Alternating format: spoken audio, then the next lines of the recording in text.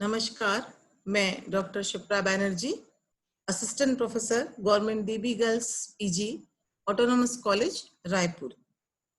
आज के मेरे इस वीडियो लेक्चर का विषय है care and storage of fabrics. मतलब वस्त्र जो हैं या जो परिधान है हमारे, उनकी हमें किस तरह से देखभाल और किस तरह से उन्हें संग्रह करना चाहिए, उनका संरक्षण करना चाहिए। ये लेक्चर जो है class BSc part 2 home science की छात्राओं के लिए टेक्सटाइल एंड लॉन्ड्री साइंस विषय से लिया गया है। जैसा कि हम सभी जानते हैं कि जो क्लोथ्स होते हैं, जो हमारे परिधान होते हैं हमारे, उन्हें एक विशेष देखभाल की, रख रखाव की, संरक्षण की आवश्यकता होती है, क्योंकि हमारे देश में 3 तरह के मौसम होते हैं। मुख्यतः देखा जाए तो ग्रीष्म ऋतु, शीत ऋतु और वर्षा ऋतु। तो गर्मी के दिनों के लिए हम अलग तरह के परिधान का उपयोग करते हैं, ठंड के दिनों के लिए हम अलग परिधान का उपयोग करते हैं, और उसी तरह से वर्षा ऋतु में हम डिफरेंट फैब्रिक्स जो होते हैं उनका यूज करते हैं। तो एक सीजन के बाद जब दूसरा सीजन आता है, जैसे यदि गर्मी, बरसात के बाद ठंड आती है और ठंड के बाद फिर से गर्मी आती है, तो हम गर्मी के समय ठंडी जो वुलन फैब्रिक्स हमारे होते हैं उनको हम स्टोर करके रख देते हैं, क्योंकि अब इनकी हमें जरूरत नहीं होती। तो इस तरह से कोई भी परिधान हो, उसको देखभाल की बहुत अधिक जरूरत होती है, और यदि हम उससे प्रॉपर सही तरीके से यदि हम उसको स्टोर करते हैं, तो ये वस्त्र जो है काफी लंबे समय तक हमारा साथ देते हैं या हमारे साथ चलते हैं। तो चलिए आइए हम देखते हैं कि क्लोथिंग की केयर जो है वो हम किस तरह से कर सकते हैं।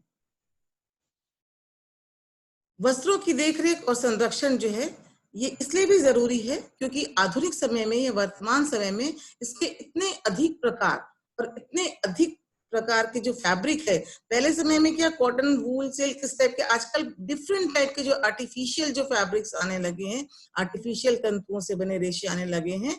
तो इनके कारण जो है बाजार में बहुत से प्रकार के वस्त्र उपलब्ध होते हैं, और ये हमारे लिए एक चुनौती बन गए हैं। क्यों? क्योंकि इनसे संबंधित जानकारी ना होने पर हमें इनके रख रखाव में कई बार समस्या जो है वो आती है।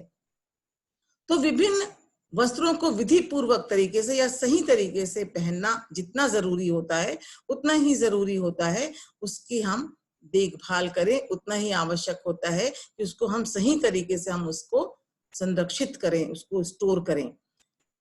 इस संबंध में कुछ कहावतें भी होती हैं, कुछ बड़े बुजुर्ग कहते भी हैं। जैसे हमारे बुजुर्ग कहते थे कि आप कपड़े की इज्जत करो तो वह आपको इज्जत देगा। जैसा कि हम जानते हैं, वस्त्र जो है वो व्यक्ति को बनाते हैं, उसके व्यक्तित्व को निखारते हैं, आकर्षक बनाते हैं। तो इसलिए इस छोटे से कथन में कि आप कपड़े की इज्जत करो, वह आपको इज्जत देगा, बहुत गूढ़ या बहुत गहरा अर्थ जो है वो छुपा है। मतलब इसमें ये बताने की कोशिश की गई है कि यदि हम अपने वस्त्रों को साफ सुथरा रखते हैं, तो अवसर आने पर, जब जरूरत पड़ती है हमें, अवसर आने पर पहनने पर वो हमें सामाजिक प्रतिष्ठा प्रदान करवाते हैं। और यदि हम वस्त्रों को साफ सुथरा नहीं रखेंगे, धोकर नहीं रखेंगे, उनमें दाग धब्बे लग जाते हैं, कीड़े लगने का डर रहता है, और साथ ही साथ वो पहनने लायक भी नहीं रहते। तो इसलिए वस्त्रों की देखभाल, उसका रख रखाव, उसका संरक्षण जो है वो बहुत जरूरी हो जाता है। आज बाजार में विभिन्न प्रकार के वस्त्र आए हैं, और जिनकी देखभाल या संरक्षण के प्रकार में भी इसलिए बहुत अधिक विभिन्नता जो है वो देखने को मिलती है। आज हम जिन वस्त्रों की देखभाल, रख रखाव और संरक्षण की बात कर रहे हैं, ये वही वस्त्र होते हैं जिन्हें हम कभी बड़े चाव से अपनी पसंद से खरीदते हैं। ठीक है, जब कभी भी हम मार्केट जाते हैं, चाहे कोई फेस्टिवल हो, घर में मैरिज हो या हमारा बर्थडे हो, तो हम ऐसे समय पर अपने लिए फैब्रिक्स जो है वो खरीदते हैं, और इस समय हम बहुत ही चाव से, बहुत पसंद से अपने लिए इसे खरीदते हैं, और इसे खरीदते समय बहुत सी चीजों का, बहुत सी बातों का हम ध्यान भी रखते हैं। इन वस्त्रों के चयन में हम बहुत सी बातों का ध्यान भी रखते हैं। और जैसे कौन कौन सी बात? उद्देश्य, मतलब यदि आप शादी के लिए खरीद रहे हैं, मैरिज पर्पज से खरीद रहे हैं, विवाह किसी समारोह के लिए, तो उसके ध्यान से आप, उसके हिसाब से आप कपड़े खरीदते हैं। मौसम के हिसाब से कपड़े खरीदते हैं, ठंड के मौसम में है, यदि खूब चटक रंग है, अच्छी डेकोरेटिव जो फैब्रिक्स है उनका उपयोग हम करते हैं, है ना। तो मौसम के अनुसार से, साथ ही साथ हम ये भी देखते हैं कि ये फैब्रिक जो है कंफर्टेबल हो, आरामदायक हो, सुंदर हो, आकर्षक हो, जो हमारे व्यक्तित्व को सुंदर और आकर्षक दिखाए। साथ ही साथ उस समय की जो फैशन चल रही है, जो स्टाइल है, उसके अनुरूप होना चाहिए। साथ ही साथ हम उम्र का ध्यान रखते हैं कि हम किस उम्र के हैं, इस उम्र में कौन सा फैशन चल रहा है, कौन सी स्टाइल चल रही है, कौन सी चीज हम पर अच्छी लगेगी। हमारे शरीर के आकार के अनुसार भी हम ध्यान रखते हैं कि हाँ, हमारे शरीर का आकार ऐसा है, हम लंबे हैं, छोटे हैं, या हमारे स्किन का कलर कैसा है। ठीक है। साथ ही साथ हम मजबूती देखते हैं कि वस्त्र की मजबूती है उसमें कितनी, या ये वो टिकाऊ है या नहीं, बहुत समय तक चल पाएगा कि नहीं चल पाएगा। साथ ही साथ हम ये भी देखते हैं कि उसकी देखभाल आसान होगी कि नहीं, उसका धुलाई कैसा होगा, उसको हम किस तरह से स्टोर करेंगे। बजट और आप साथ ही साथ ये भी ख्याल रखते हैं कि हम किस अवसर के लिए या किस व्यवसाय के में हैं, उसके अनुसार हम, तो इतनी सारी बातों को जब ध्यान में रखकर आप अपने लिए वस्त्र का चयन करते हैं, तो ये जरूरी हो जाता है कि हम उसकी देखभाल भी उसी तरीके से करें। ये देखिए, यहाँ डिफरेंट प्रकार के फैब्रिक्स दिखाए गए हैं, छोटे बच्चों से लेके बड़ों तक के जितने भी वस्त्र होते हैं, जिनको कि हम खरीदते हैं, हम पहनते हैं अपने आप को सुंदर और आकर्षक दिखाने के लिए, तो जरूरी है कि इन सभी परिधानों को हम उनके नेचर के हिसाब से हम उनको स्टोर करें, उनकी देखभाल करें, उनको संरक्षित रखें।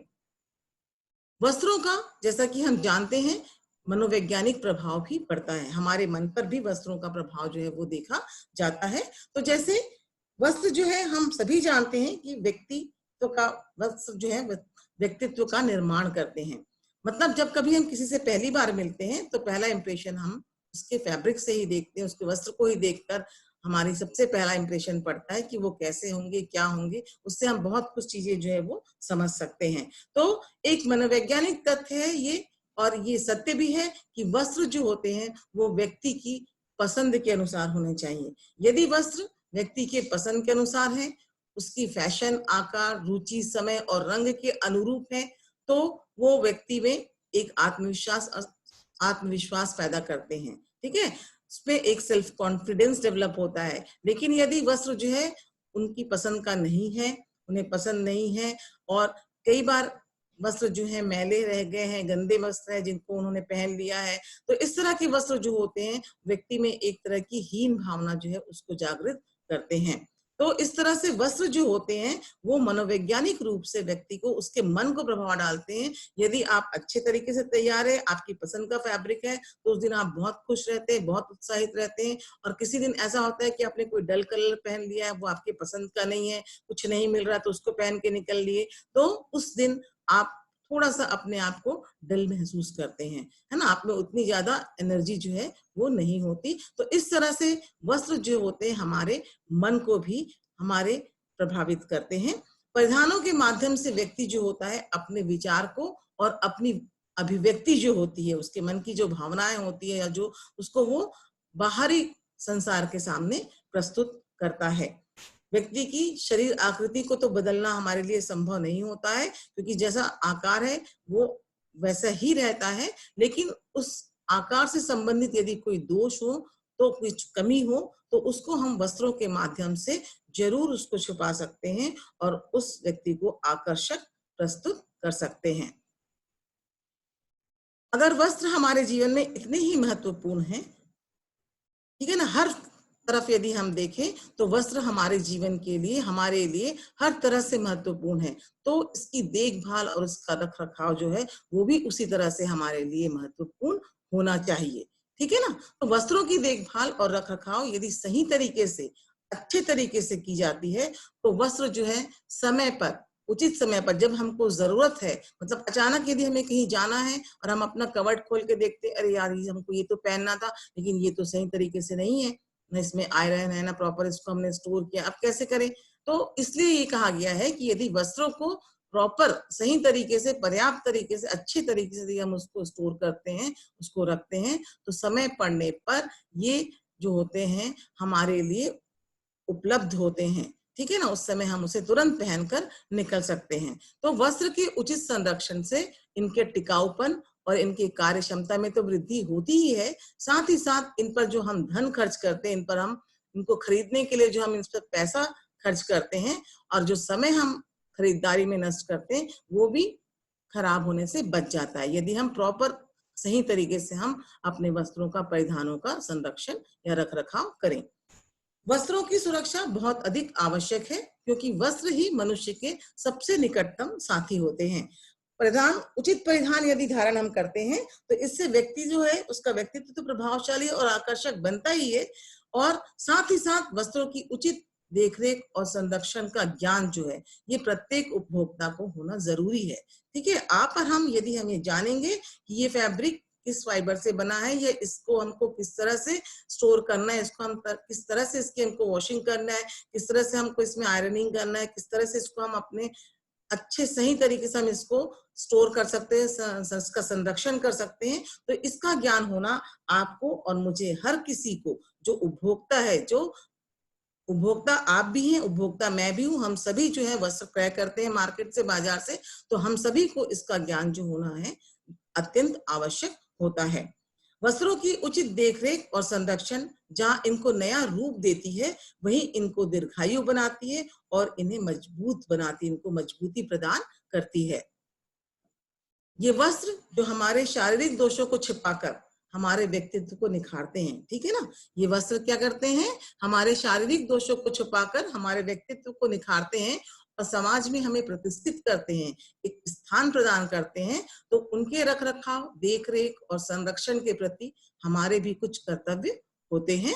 हमारी थोड़ी सी लापरवाही या हमारी थोड़ी सी असतर्कता जिसे हम कह सकते हैं, इसके कारण वस्त्रों में कीड़े या फफूंद लग सकते हैं, उन्हें नष्ट कर सकते हैं। और इतना ही नहीं, यदि हम इन वस्त्रों को सही तरीके से, सही ढंग से, इनके रेशो के अनुसार, जिस फाइबर, जैसे कॉटन का फैब्रिक है या सिल्क का फैब्रिक है, तो इनके अनुसार यदि हम इस पर वॉशिंग की प्रक्रिया, धुलाई की प्रक्रिया नहीं करते, इन्हें आयरन नहीं करते, तो ये क्या होता है, अपना वास्तविक आकार या रूप रंग जो है वो धीरे धीरे खोने लगते हैं। इसलिए कई बार हम देखते हैं कि हमारे फैब्रिक्स जो है उनका रंग जो है वो हल्का पड़ने लगता है या बदरंगे से ये होने लगते हैं। तो इसलिए जरूरी है कि इसको हम, जिस नेचर का ये है फैब्रिक, उसी के अनुसार, उसी के अकॉर्डिंग हम उसको वॉश करें और उसको आयरन करें और उसके संरक्षण की व्यवस्था करें। जैसे ऊनी वस्त्र होता है, ये काफी कीमती होते हैं, वुलन फैब्रिक जो होते हैं, यदि हम इसको प्रॉपर विधि से ना धोएं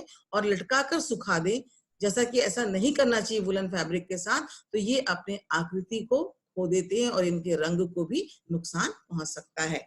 तो इस प्रकार कहा जा सकता है कि उचित रखरखाव, देखरेख व संरक्षण के ज्ञान के अभाव में असावधानीवश या फिर अज्ञानतावश अनेक बहुमूल्य वस्त्र जो होते हैं वो नष्ट हो जाते हैं या खराब हो जाते हैं, और इसमें हमारी गलती होती है कि हम उसको सही तरीके से नहीं रखते, और इस प्रकार से हमारा धन जो हम अनावश्यक रूप से जो है वो व्यय हो जाता है, और फिर बाद में हमें चीज अखरती है कि अरे यार, इसको हमने ठीक से नहीं रखा। हो सकता है यदि हम प्रॉपर उसको सही तरीके से हम उसको रखते तो ये फैब्रिक हमारा बहुत दिनों तक चलता।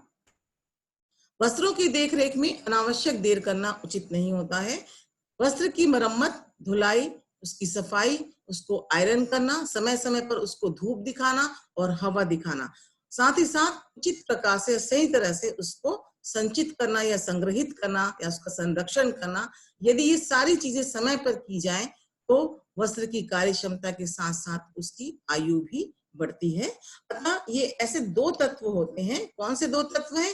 एक तो फैब्रिक की, परिधान की, वस्त्र की देखभाल, और दूसरा उसका संरक्षण। देखभाल से मतलब है उसको समय पर धो लेना, उसके दाग धब्बे हटा लेना, उसमें यदि कहीं कट फट गया है तो उसकी मरम्मत कर लेना, है ना, समय समय पर धूप दिखाना, ये सारी उसकी देखभाल और उसको संरक्षण करने के लिए जरूरी है। और ये ऐसे दो तत्व हैं जिनकी सहायता से, इनकी मदद से हम अपने फैब्रिक्स को सही तरीके से, पर्याप्त रूप से उसका संरक्षण जो है वो कर सकते हैं। तो एक गृहिणी को जो है इन सब बातों की जानकारी होनी चाहिए, क्योंकि घर पर अधिकतर समय वो रहती हैं, और साथ ही साथ गृहिणी को तो छोड़िए, हम सब जो वर्किंग जो वुमेन्स हैं, वर्किंग वुमेन्स के साथ साथ गृहिणी और आप जैसी जो बच्चियां घर पे हैं या और भी जो हैं सदस्य घर के, उन सभी को इस बारे में जानकारी होनी चाहिए कि हम किस तरह से अपने फैब्रिक की केयर कर सकते हैं। फैब्रिक की केयर से संबंधित कुछ बातें जो हैं वो इसी संदर्भ में स्टेला सौंदर्यराज जो हैं उन्होंने कहा है कि the greater the care we take of it, the longer it will last and the better it will serve. ठीक है ना। तो इससे यदि हम फैब्रिक की अच्छी तरह से हम केयर करते हैं तो ये काफी लंबे समय तक चलते हैं और हमारे लिए एक अच्छी सर्विस या एक अच्छी सुविधा ये हमेशा उपलब्ध कराते हैं। वस्त्रों को आकर्षक बनाए रखने के लिए, वस्त्रों के जीवन में वृद्धि करने के लिए, मतलब काफी लंबे समय तक वो वस्त्र चले, साथ ही साथ पूर्ण उसकी उपयोगिता और संतुष्टि प्राप्त करने के लिए आवश्यक होता है कि वस्त्र का उचित संरक्षण किया जाए और उचित संरक्षण के लिए कुछ बातें जो होती है उनको ध्यान में रखना चाहिए, जिनको कि हमको समय समय पर करते रहना चाहिए। जैसे वस्त्र को हवा व धूप के संपर्क में लाना, क्योंकि हम कुछ फैब्रिक्स ऐसे होते हैं जिनको जब हम पहनते हैं तो बाहरी वातावरण से और हमारी त्वचा के संपर्क में वो आते हैं और इससे जो पसीना होता है उसके प्रभाव से उसमें एक स्मेल सी आने लगती है, गंध से आने लगती है, वहां पे कुछ दाग धब्बे से दिखने लगते हैं। तो ऐसी स्थिति में जो वस्त्र है जिसको हम दूसरी तीसरी बार फिर से पहनना चाहते हैं, मतलब तुरंत एक बार पहन के उसको वॉश नहीं करना है, तो ऐसी स्थिति में इन फैब्रिक्स को हवा और धूप के संपर्क में कुछ देर के लिए रखना चाहिए। ब्रश से झाड़ना, मतलब जो वस्त्र है उनकी गंदगी, धूल और जो उसकी जो सतही जो सरफेस पर धूल और गंदगी के कण होते हैं उनको रिमूव करना चाहिए और समय समय पर अपने फैब्रिक्स को जो है वो ब्रश की सहायता से झाड़ लेना चाहिए। इसके अलावा उचित और उत्तम उसका संरक्षण करना चाहिए। वस्त्रों को कम या अधिक समय के लिए संग्रह किया जाता है। कुछ फैब्रिक्स ऐसे होते हैं जिनको कि हम कम समय के लिए और कुछ को अधिक समय के लिए स्टोर करते हैं। तो ये जरूरी होता है कि जिस स्थान पर आप उसको स्टोर कर रहे हैं, जैसे वूलन फैब्रिक्स को हम अधिक समय के लिए करते हैं, एक सीजन गया उसके बाद काफी दिनों बाद फिर हम ऊनी वस्त्रों को निकालते हैं, तो उनको ऐसी जगह पर स्टोर करें जहाँ पे कि सीलन युक्त को जगह ना हो, कीड़े मकोड़े ना हो, वहां पे साफ सुथरी जगह होनी चाहिए। साथ ही साथ कोई अवरोधक जो पदार्थ होते हैं, जिसके निसंक्रामक पदार्थ जिसे कह सकते हैं, जैसे आप नेफ्थलीन की गोलियां वगैरह डालकर उसको स्टोर करना चाहिए।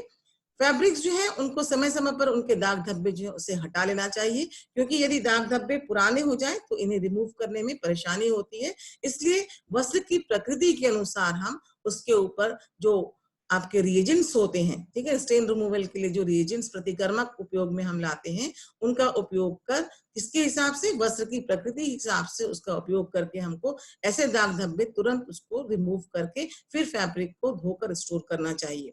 दाग धब्बे रिमूव करने के बाद यदि फैब्रिक कहीं से कट फट गया है, कई बार ऐसा होता है कि सिलाई जो है वो खुल जाती है, उधड़ जाती है और उस पर हम ध्यान ना दें तो उसी जगह से सिलाई जो है लंबी सी खुलती चली जाती है। तो इस तरह से सिलाई को जो खुल रही है उसको सिलाई को आपको कर लेना चाहिए, नहीं तो फिर बाद में आपको बहुत सारी मुश्किलें जो हैं आ सकती हैं।